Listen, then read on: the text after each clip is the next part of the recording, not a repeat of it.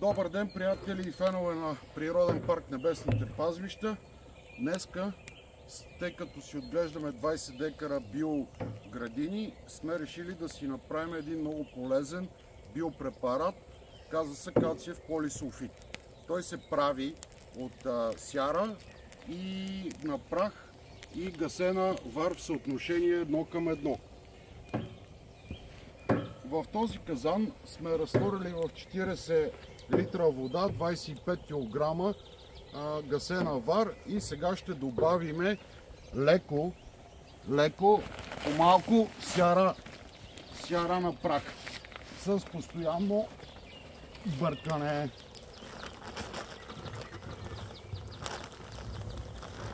Добавихме малко количество сяра на прах. Сега ще разбъркаме хубаво сместа и трябва да долееме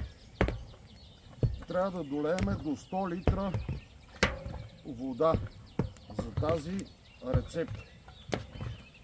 Сега ще долеем и малко вода, която аз предварително съм си приготвил.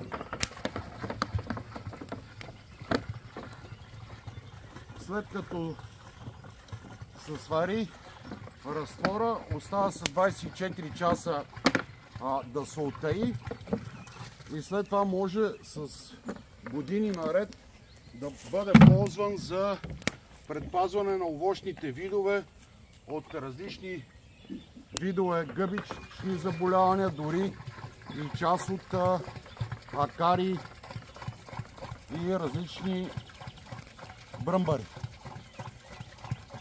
Благодарим, бъдете с нас. Ама тук като стопливи.